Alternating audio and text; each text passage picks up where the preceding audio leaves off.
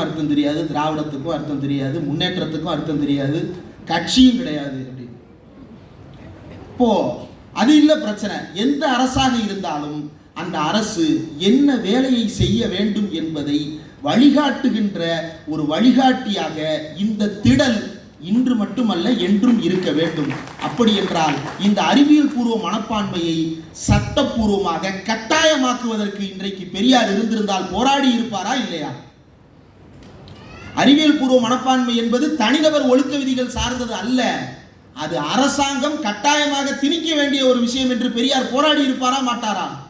போராடி இருப்பார், நிச்சயமாக போராடி இருப்பார்.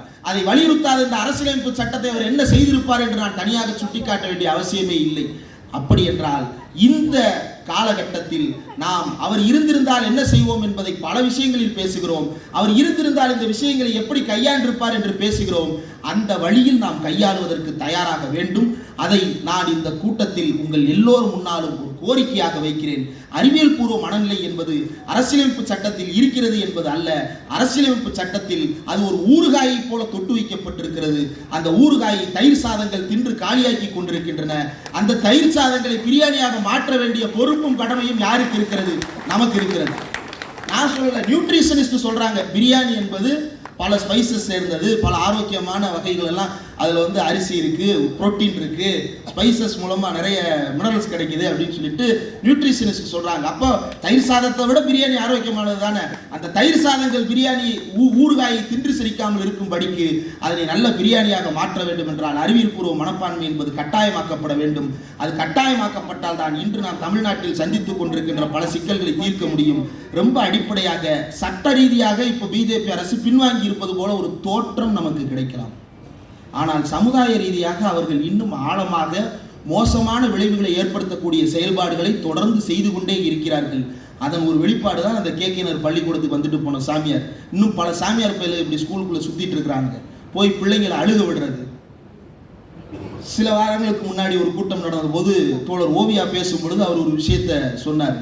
அது ஏன் பொம்பளை பிள்ளைங்க மட்டும் அழுகுது அந்த கூட்டத்தில்? அந்த கூட்டத்தில் ஆம்பளை பசங்க ஜாலியாக தானே உட்கார்ந்துருக்கிறாங்க, ஏன் பெண் பிள்ளைகள் மட்டும் அழுது கொண்டே இருக்கிறார்கள் அப்படின்னா, வீட்டளவில் அவர்களுக்கு இன்னும் அழுத்தம் அதிகமானதாக இருக்கிறது. வீட்டிற்குள்ளும் அவர்களை இந்த மூட பழக்க வழக்கங்களிலிருந்து வெளிக்கொண்டு வருவதற்கான வேலை என்பது இல்லாமல் இருக்கிறது. அப்போ சமூக தளத்தில் நம்முடைய வேலை என்பது அறிவியல் பூர்வ மனநிலை வளர்ப்பதற்கு, ஆதாரப்பூர்வமான பார்வையை வளர்த்துக் கொள்வதற்கு இந்திய இறையாண்மை என்பது அறிவியல் பூர்வமானதாக இருக்க வேண்டும். அதை விட்டுவிட்டு மூட நம்பிக்கையாக அது இருக்கக்கூடாது. தேசம்தான் முக்கியம். இந்த 42வது சட்ட திருத்தத்தை கொண்டு வரும்போது இந்திரா காந்தி பேசின பேச்சை எடுத்து பார்த்தா இப்போ மோடி பேசின ஸ்பீச் மாதிரியே இருக்கு. நம்ம எல்லாம் பெருமையா சொல்றோம் சோசியலிஸ்ட் செக்குலர்ன்ற வார்த்தையை உள்ள சேர்த்துட்டாங்கன்னு. அந்த அம்மா தன்னுடைய உரையில சோசியலிஸ்டுக்கும் விளக்கம் சொல்லல, செக்குலருக்கும் விளக்கம் சொல்ல, இந்த ரெண்டு வார்த்தையை நான் சேர்த்துட்டேன்னு மட்டும் சொல்றாங்க. எதுக்கு விளக்கம் சொல்றாங்கன்னா, நம்மை விட தேசம் பெரிது, நம்மை விட தேசம் பெரிதுன்னு எவன் சொன்னாலும் அவனை நம்ம ஜாக்கிரதையாக அணுக வேண்டும் என்பது நான் சொல்லல, ஐயா சொன்ன வழி. நம்மை விட தேசம் பெரிது என்று ஒருவன் சொன்னால், நாம் தான் தேசம் என்று ஒருவன் சொன்னால் அவனை ஏற்றுக்கொள்ளலாம். நம்மை விட தேசம் பெரிதுன்னு ஒருத்தன் சொல்றான்னா அது ஆபத்தானது. நாம் தான் தேசம் என்று இந்தியா முழுவதும் இந்தியா கூட்டணி சொல்லிக் கொண்டிருக்கிறது. தமிழ்நாட்டில் திகவும் திமுகவும் பேசிக் கொண்டிருக்கிறது. நம்மை விட தேசம் பெரிது என்று ஒரு கூட்டம் பேசிக் கொண்டிருக்கிறது. அப்போ இரண்டுக்கும் இடையில் ஒரு அறிவியல் பூர்வமான வேறுபாடு இருக்கிறது. என்ன வேறுபாடு? மக்கள், உயிருள்ள இந்த மக்களுக்கு, உயிரோடு உலாவுகின்ற இந்த மக்களுக்கு, பயாலஜிக்கல் என்டிட்டிஸுக்கு இருக்கக்கூடிய மரியாதை, விழுமியம் என்பது வேறு. இந்த விழுமியங்களை பாதுகாக்க வேண்டும் அப்படின்றது தான் பெரியார் சொன்ன இன்னும் சில இனிவரும் உலகத்தில் சொன்ன இன்னும் சில விஷயங்கள் மட்டும் நிறைவேறாமலே இருக்கிறது. தமிழ்நாடு அரசு அதனை முயற்சி செய்து சாத்தியப்படுத்த வேண்டும். ரோட்டில், சாலைகளில் துப்புரவு பணி செய்வதற்கு இயந்திரங்கள் வந்துவிடும் என்று அவர் குறிப்பிட்டிருந்தார். இன்று சில இயந்திரங்கள் சில பகுதிகளில் பெருஞ்சாலைகளை கூட்டுவதற்கு இயந்திரங்கள் உலாவிக் கொண்டிருக்கின்றன. சில இடங்களில் சாக்கடைகளை தூர்வாருவதற்காக இயந்திரங்கள் பயன்படுத்தப்படுகின்றன.